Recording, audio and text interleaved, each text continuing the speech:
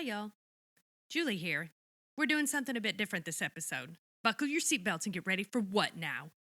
What Now is usually a bonus for our Patreon supporters, but we love it so much we wanted to share it with everyone. Long story short, there's a board game called Personal Preference that Allison and I love very much. We take cards from the game as conversation prompts and set a timer for 7 minutes and then let it fly. This one is extra great because we recorded 3 conversations back to back. If you like what you hear, consider joining our Patreon at patreon.com/podlanderjunkcast. We've got other bonus content available too. Check it out. And thanks for listening.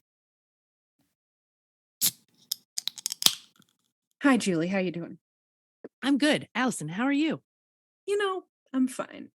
I'm stretching. I've got tea. I've got water. I've got no edibles because apparently weed can interfere with anesthesia. Oh, no. I know. So they're putting me all the way undy. And so I'm off. So I'm off of the weeds. Yeah. I'm not Well, going that's to be good, though. taking the pot until next weekend. Mhm. But right now, that doesn't matter. Right Mhm. now is what now? What now? What? Okay. Now? All right. Now? Let's do this. Let's talk Okay. about a random thing. Mm-hmm. What topic are we doing? Or what box? Potpourri. Ooh, I love a potpourri day. I have a real question for you. Do you actually like potpourri? Like, do we want to do what now, potpourri? No, I want to do happened. it did, but I want like a mini what now? I'm just curious. Like, do you have like a drawer sachet anywhere? Do you have like a lavender No, sachet? not really. I do have a lavender sachet at my desk at work, but not. You're not. There was one time when I almost ate some potpourri because it looked like candy. So kind of a hater. Okay. I am not a hater, but that just made me think about the time that Tom got weed to Chicago before weed was legal by putting it in a bag of granola. Mm-hmm. And then I ate the granola. Oh, it tasted bad, yo. I was like, okay, but real potpourri. Okay. Pick of the card. Are you ready for this? Mm-hmm. All right, I got to get my timer set up. Today's thing that we are discussing for what now is sharks. Oh my God. I'm going to start the timer at 7 minutes. Let's go. Let's talk sharks, Allison. I love sharks. I feel like I shouldn't start because I might never stop. So let's start with you, Go Julie. on. No, tell me your thoughts on sharks. I think they're fucking cool. Sharks are so cool. They're pretty terrifying, but I'm never going to be near one. So I'm like, whatever. They are terrifying, but they shouldn't be because generally sharks just aren't really fucking interested in people. We've had listen, I love Jaws. It is a perfect movie. I do love that movie. I love that movie. But Jaws has a lot to answer for because sharks, for the most part, very disinterested in people. Obviously, there is a documented history of shark attacks. Sharks have bitten people, right? But when you think about the number of people who go in the fucking ocean and just wave their legs around, just don't get bitten by sharks. I've got these 2 snacks. It's a lot of people that don't get bitten by sharks. It's a lot. So, should you go play in the ocean when you can see a fucking great white shark right there, and also you have an open wound or you're menstruating? Probably not. Maybe not. In general, sharks are not going to fuck with you. Okay, let me unload. First of all, I spent a lot of time being obsessed because of a play I directed with the first documented shark attacks in North America, which took place off the coast of New Jersey and then also inland in a swimming hole. And our friend Dan Caffrey wrote a really beautiful play called Madawan about those shark attacks. And then I somehow convinced him that the shark needed to be a character, and he was very hesitant, but we were workshopping it. And I said, just let me do it for a week. We're just developing. We're just going to play. I just want somebody to be the shark. And I think it should be Susan, his wife, because that way, if you don't like it and it doesn't become a character, she's not going to have hurt feelings and we'll find another part for Susan. And he said, okay. And after the first day of us playing, he came back with 3 pages of monologues for sharks, for the shark. Yes. It was so cool and so amazing, and it was such a rewarding and fulfilling experience. And if you ever get a chance to see that play, Dan is like making it work as a playwright. That's awesome. In New York and he's pretty successful, so that play will get produced in other places. Go see it. It is queer, it is weird, it is fun. I had the best time working on it. That is thing 1. Thing 2, we have already established Jaws is a perfect movie, because Jaws is a perfect movie. I love that movie. Opening, iconic. The opening all by itself is iconic. That score, John Williams, was he ever better? I would contend no. I know the Star Wars themes are great. He has written a lot of great music. Indie theme. Also Jaws great, is better, dude. Jaws is perfect. That dun forever.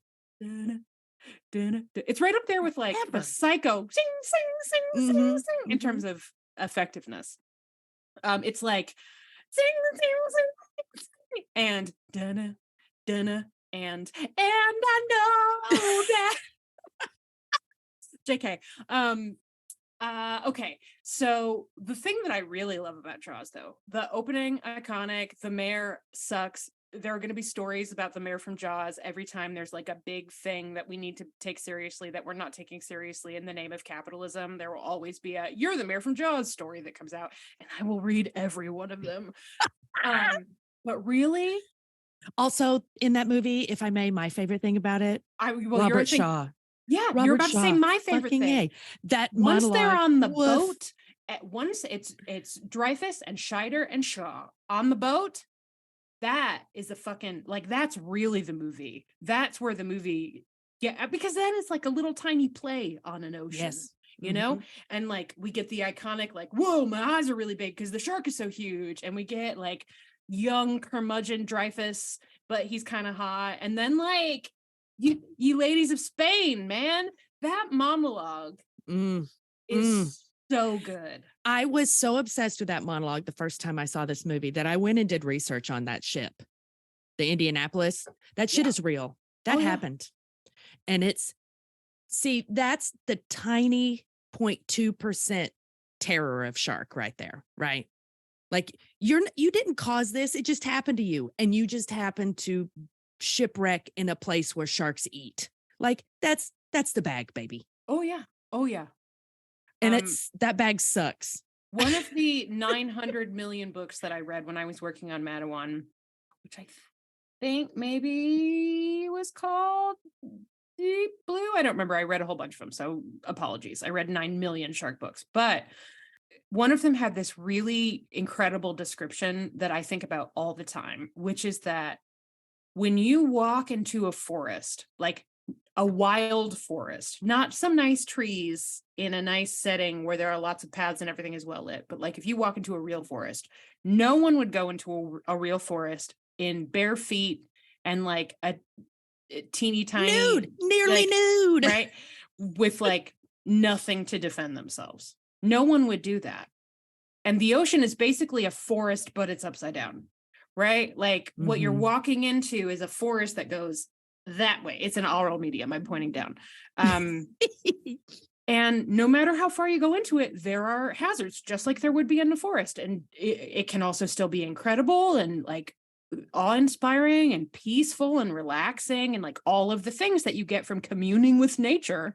But you're in a vulnerable position. You wouldn't go totally unprepared. Yeah, you're as a swimmer in the ocean, you are already vulnerable. And I'm not advocating that you go into the ocean wearing hiking boots. Like that's not what I'm at. Obviously, that's not what we're saying. That would be a very stupid way to die. But thinking of it like, yeah, I recognize this is the only way I can have this experience, but I'm going to be aware of my surroundings because I'm walking into an upside down forest. And know that I am a guest here. Oh, yes. Absolutely. This is not my world. This is not my house. This is Jaws' house. This is Jaws' house. It's Bruce's house. Yes. So come on. Yeah. Just have some damn respect, and also see how badass sharks are, because they are. Oh, I heard the Timer. alarm go off. I don't want it to be done. I'm sorry. That was a really good one. So we'll keep that one all together. So thanks. Now I want to do a redacted of Jaws, which I can't because Jaws is a perfect movie, but maybe sometime I'll just say fuck it and do one anyway, because now I just want you to do that monologue. Oh my God. If I ever got to do that fucking monologue, I would. Oh, that would be the best. That fucking A. That monologue is maybe my favorite monologue in cinema. Oh yeah. Listen, I like to joke about how Julie Starbird is my muse, but guys, Julie Starbird is actually my muse. And every once in a while I'll be like, I've got just the thing. For example, Dude, I love that monologue. It's just knowing where you got to bring that Julie Starbird intense state, like point it in the right direction, and then you just let her go and she does her thing. One example, we did a redacted of Ghost where I was like, where am I going to cast Julie? Where am I going to cast Julie? Then I know, right? Or like, that was so fun. That was such a fun one. We were doing A League of Their Own, and I was like, oh my God, who's going to play? Who's going to play? Who's going to play Tom Hanks? Who's going to play Tom? There's no crying in bed. Julie, it's obviously Julie. It's got to be Julie. This is one of those moments. Now I just want to I want to have somebody will play the shark, obviously, right? We'll get, I'm imagining Kellen as the mayor. Well, no, Rob has to be the mayor, obviously. Now Rob is the mayor. Nobody would care about but us, but still, maybe someday I'll convince them to let me do Jaws. They let me do Speed. Speed is also a perfect movie. In fact, exact same formula because I cast someone as the bus. Yeah. And since Scotty played the bus in Speed, should she not play the shark?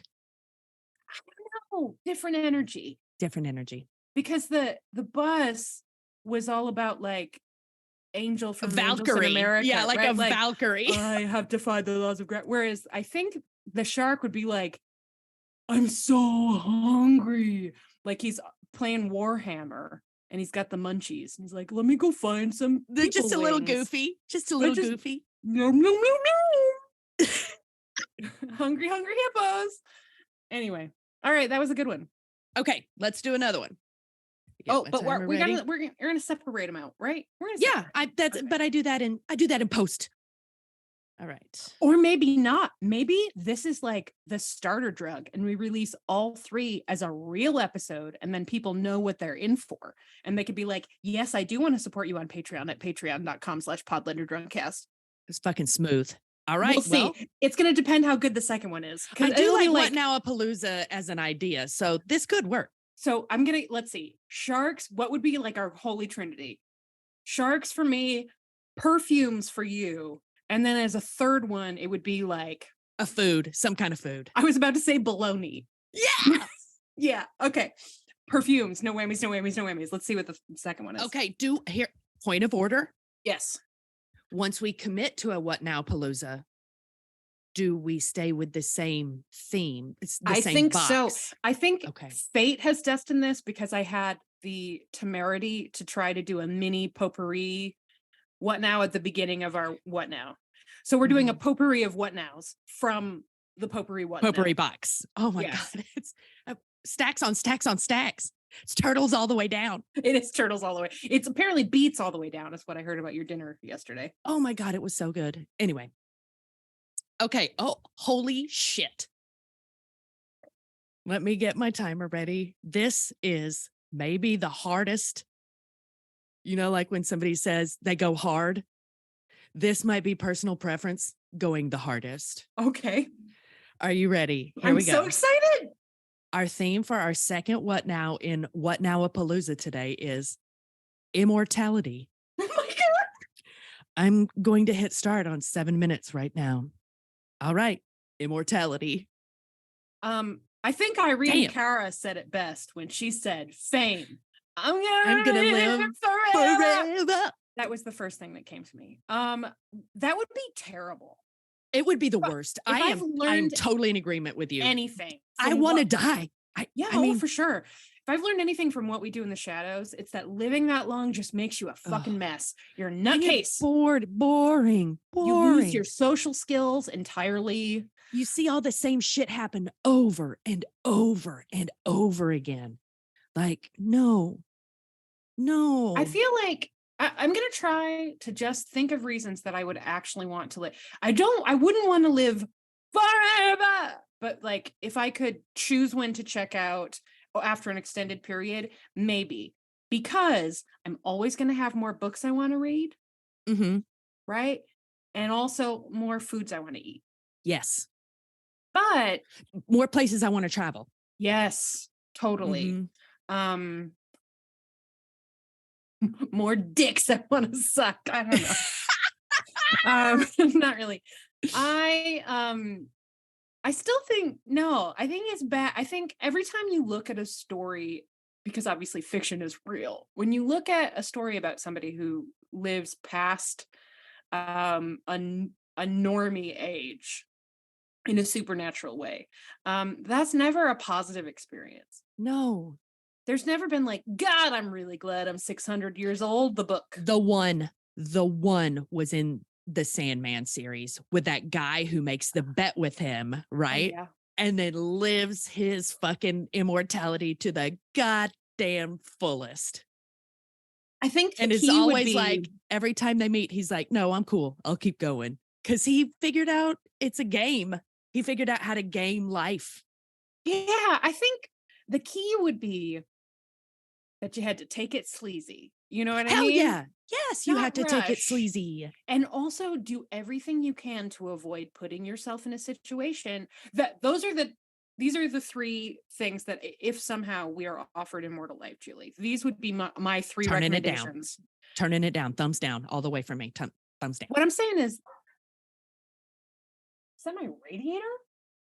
God, what a weird noise. Also, Michigan, the dog is barking outside right now. It's fine. It's Don't all want to good. waste these precious 7 minutes because we are unlimited time, just like life.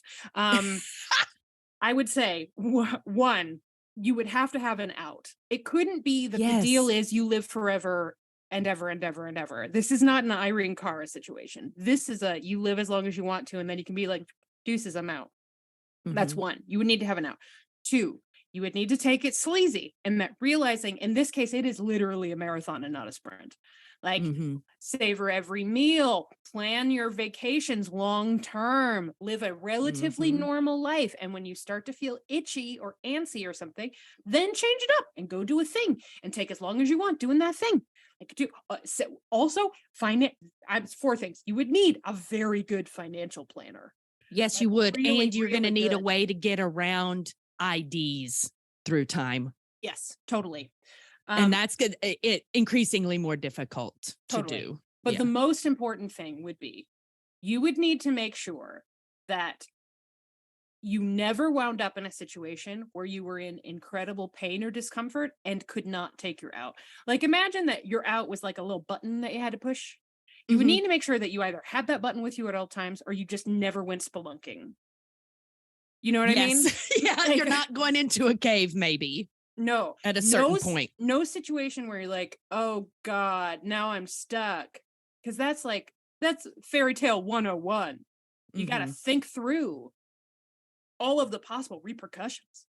I You got think to plan. that the first time I ever really deeply thought about it was when it clicked for me that Groundhog Day took like 400 years. Yeah.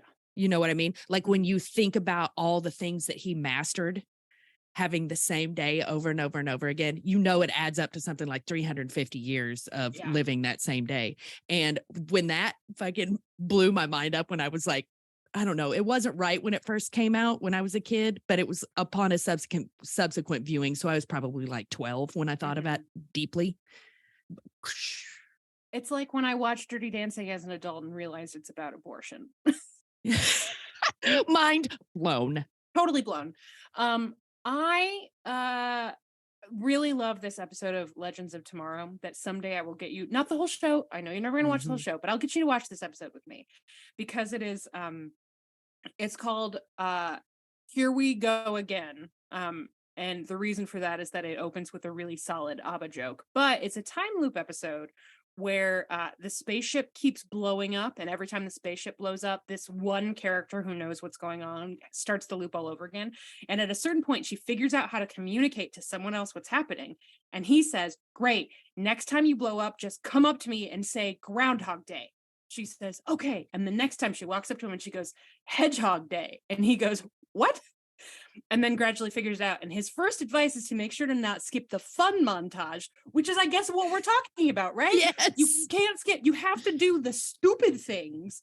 You can't just be like, this is what I'm gonna take the next 15 rotations and master the violin. It's got to be like a little violin here, a little, I'm gonna go to Belize, I'm gonna do this thing, I'm gonna do this, I'm gonna do that, I'm gonna a little of this and a little of this, and then you obviously have to have an out. Loop would be bad though. Loop is worse than longevity.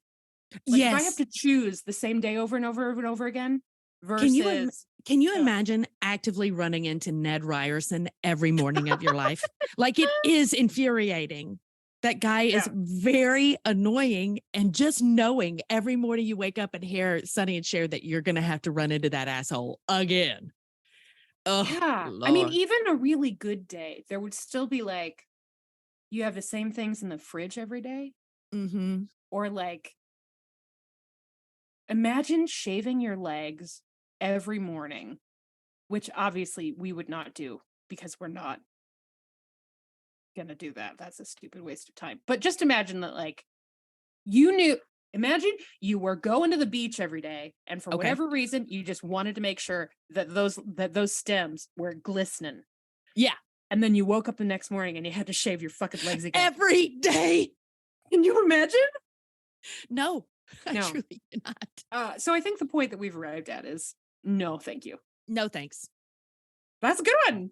All right. What now? Immortality. And our thesis, no thanks. No thanks. All right. Are we ready for the third draw from the potpourri box in this potpourri episode of What Now-pa-Looza? Yes, but point of order. Yes. Since we're doing 3 in a row and we're committed to this now, is the third one, if the third one is a total whiff, are we going to call a mulligan, or are we committing to whatever comes out of the box right now? What's in the box, Julie? What's in the box? I haven't even looked at it yet, but I definitely will tell you it is one of the cards we made. Those Never first mind, two, then it's going to be fine. Those first two were cards from personal preference, just like randomly drawing.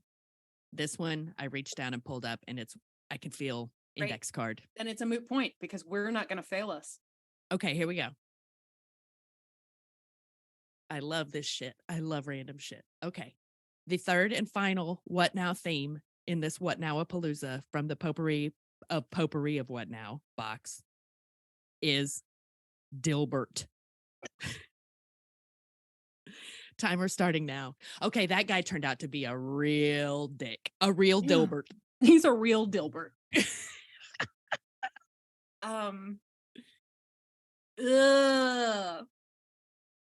No, okay. I don't really have a relationship with the whole Dilbert thing, but I will say that I can see a way to take this into a much larger theme. Oh, which good. is Take us. In the 90s when Dilbert was hugely popular.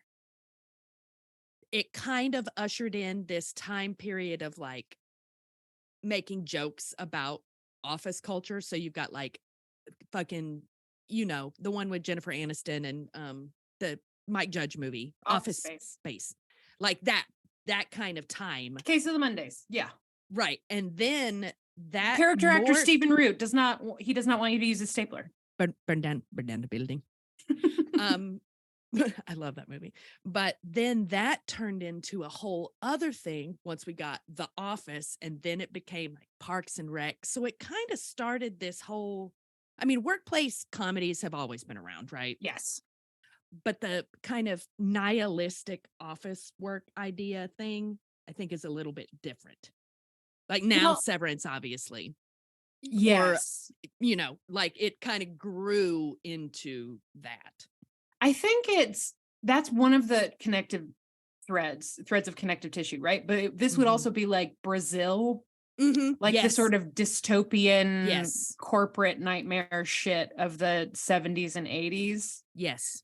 My initial thought in terms of, because you're right, it's definitely like workplace culture, man. It's funny, which is true, but also,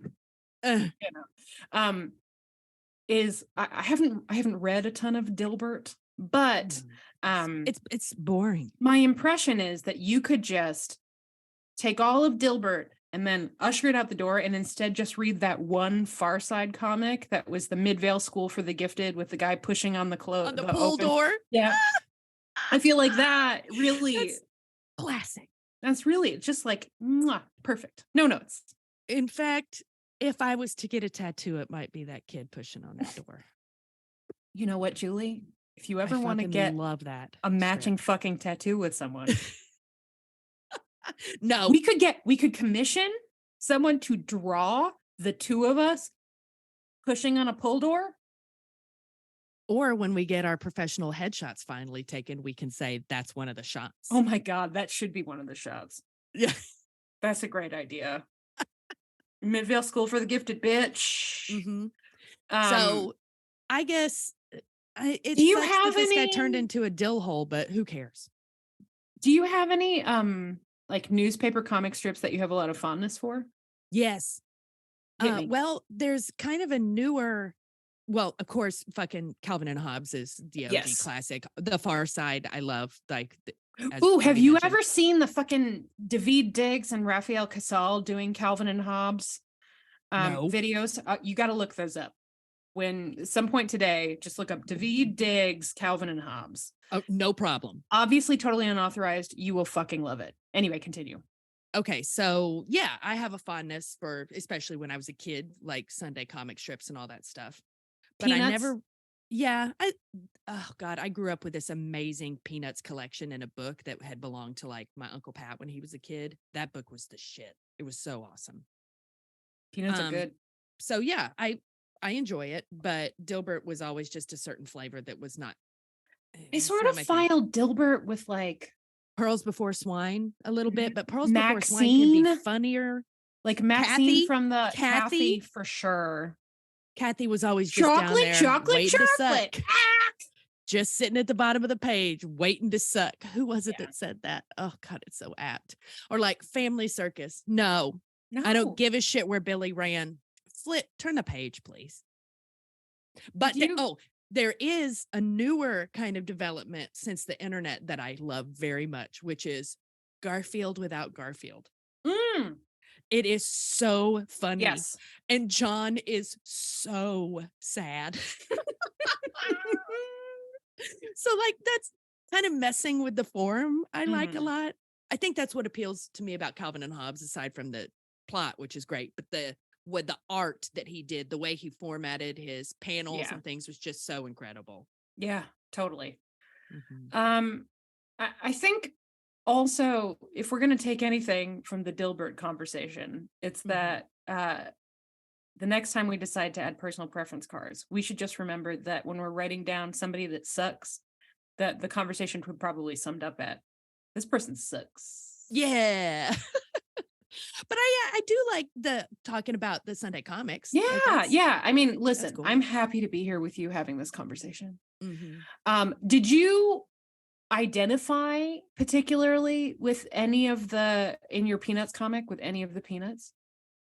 Like, are you a Pigpen or a Lucy or a Peppermint Patty? I always wanted to be the Peppermint Patty, but I think truly I was a Lucy. Oh, I'm definitely a Lucy. Yeah. I wanted to be a little bit more chill than I actually am, I think. Also, Peppermint Patty, 100% gay, right? Oh, for sure. Yeah. For sure. Bless her. Yeah. Like, yes, definitely. Yeah, I'm definitely a Lucy. Like I mean, I guess in our defense, would you ever pull a football from somebody? I would not. No, I would not do that. I would, however, as a child, have set up a booth and taken real money. Yes, I would have done that. Very bad advice. 100%. And I was very bossy, and I went like this a lot. Which you and I, in fact, that's really like we built an empire upon that. We sure did. It's just two Lucy's. Shouting about nothing. Just shouting about nothing. With Pigpen energy. Yes. If Lucy was Pigpen. Oh my God. Also, I've got a little minus the Jesus. I've got a little like, but I have feelings. I feel like I've got a little Snoopy too. I feel like I Oh, have a you little cool, definitely have. You're little definitely cool energy. cool. But I definitely am Lucy though, for real. Oh yeah. Yeah, that's we're Lucy's. All right. That was we did it. it. We did it. We did a whole 7 minutes that wasn't too shitty on a shitty theme. Yeah. Which feels but like I do think for the future, we can reserve the right to call a mulligan if we decide that it is absolutely necessary. For the vibe. Like, I don't think we should ever be like, no, we never want to talk about this thing at all. But I think vibe is important. And in this case, we had like 2 real zingers. So I was fine with a kind of. I do think it is telling, though, that the one that we were like, was the one that we wrote. We should keep that in mind going forward. Although I guess when we wrote these, the idea was for the game and not for the what now, right? Like the idea was we'd be laying our cards out on personal preference and one of them would be Dilbert. And then everybody would know Dilbert was last. Or maybe one of us just like really hates chickpeas. And that's how we find out somebody hates chickpeas is that they like chickpeas. They like Dilbert more than chickpeas. Exactly. Which Once never, again, I mind would blown. never. Truly No, I a would very never versatile food. Yes. All In right. fact, Neil is making something with them today. What's he making? He's making a pork shoulder that we're then going to be able to shred and serve with different things. And one of the things is like a root vegetable and chickpea, like tomato thing. Yeah. I'm also making a chickpea thing today, but it is just a very basic salad that we can eat this week with things. It's not all right. fancy. I guess. Hey, Here it is, our customary pretending that we just recorded whatever episode we just recorded. Classic. Julie, I want to thank you for volunteering to help me with the end reel for this month. I mean, it's about fucking time. How long have we been doing this shit? And I'm always like, no. And now Here's I'm the like, thing. I really should. No, but you don't remember the times that you have done it and It's terrible. it doesn't go well. I'm just not good at it. It is not my strength. I bring many other very great strengths. You bring This many is great not strengths. one of them. You bring many great strengths. One of those strengths is offering me emotional support while I say thank you to listening to this podcast. You're all great. We are honored by the fact that you let us climb in through your ears and set up shop inside your brains like syphilis. Whoa. Turn. Corkscrewing on in there. Twist. That was a fucking twist. You know, I do what I can. You can find us on Facebook.com/PodlanderCast and on Instagram at various Instagram handles. The easiest way to find all of those is to just go to @PodlanderCast. That will allow you to jump around and see all of the other ones. There's the Podgerston Bridgecast one. There's the Sickburn Jane one. There's the Girls Just Want to Solve Crimes one. There's probably another one I'm forgetting. There's a Podlander Presents one. I'm waving my arms like I'm one of those things outside a car dealership. You can also find us at podlandercast.com, where you can get all kinds of fun information about the show and look at like a cute picture of us and all of that stuff. If you like what you heard, please leave us a review on Apple Podcasts or Spotify or wherever you're listening to this show right now. We want to thank all of you for listening and for being dope as shit, but we especially want to thank our patrons. You can become one of those at patreon.com/podlanderdrunkcast, where you can support the show. We literally could not make it without the support of our patrons. This shit is expensive, y'all. Thank you. Thank you so much. You can join the Slack. You can get early access. You can get our bonus episodes. You can get what now? What now? We do live streams. We do this, we do that, but mostly Julie and I pull random topics and talk about them for 7 minutes, and they are funny. Ridiculous. They're especially funny when they're not funny. Well, in hindsight, while they're happening, it's a little painful. It's painful. It's true. We want to thank all of our patrons. You make it possible for us to just be the syphilis in your brain. Oh, this Thank metaphor you. continues to give. We're just corkscrewing on through your nervous system, baby. So if you are one of our patrons, we cherish you. We love you. We are so happy to be setting up shop inside your head. We want to thank all of you, but we especially want to offer our sincere gratitude to the following wonderful people: Rachel Revelle, Allison Every King, time. Doc JWS, I saw Goody Proctor with the Devil, Sydney Taylor, Maddie Perkins, Snazinack, Lisa Brienne, Julia Gulia, Kathleen Martini, Lauren Tennant, Kelsey Kemp, Emily Day, Betsy English, Caitlin Reddick, Tina Barnett, Nicole Rodriguez, Kristen Freckled Fury, Ham on Nancy Drew and her donut was like, what the Liz and Tinkerbell, Terry Welch, Rochelle Lefevre, Amanda Smazozaza, Jerry Hertel, Emily Carlson, Amy Gustafson, Rachel Townsend, Kelly Mazzella, Chantel Salters, Tara Lucchino, Viv Pickles, aka Laura, Mary of the Grapefruit, Jenna Polkowski, Ann Gibson, Ruth McCormick, Kara Marlowe, Trish McCurry, Julie Detroit, Jen Lynn, Kelly Bodden, Amanda Newton, and Kiki the Wise. Kiki? The Wise. Thank you all so much. We love you a whole ton. You're the best. Nancy says hi. We love you, etc. This show is produced by Allison Shoemaker and Julie Starbird. Edited by Julie Starbird. Other things by Allison Shoemaker. Our artwork is by Viv Pickles, aka Laura. Our hideous cover songs are all performed by Amelia, aka Ham on the Loose Bazell. All of our podcasts are cool, and you can find out more about all of them at podlandercast.com. We'll be back next week with some nonsense of some kind or another. Bye. Bye.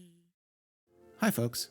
Let me see if I can sum up Midnight Burger in about 25 seconds. Jesus Christ! It'll be fine. So this is how it ends. Eaten by wolves in space. Pardon me, Gloria. Might my husband and I have a word? The radio is talking to me. Really, big monster? Zero irony. We're surrounded by cavemen. What the hell is that? Because you're having a cigarette in 415 million BC. Where are we? Space? Can you narrow that down? The bad part? Ava. Yeah, that didn't work at all. At the nexus of all things, there is a diner. Look for Midnight Burger on your favorite podcasting app or just go to weopenat6.com.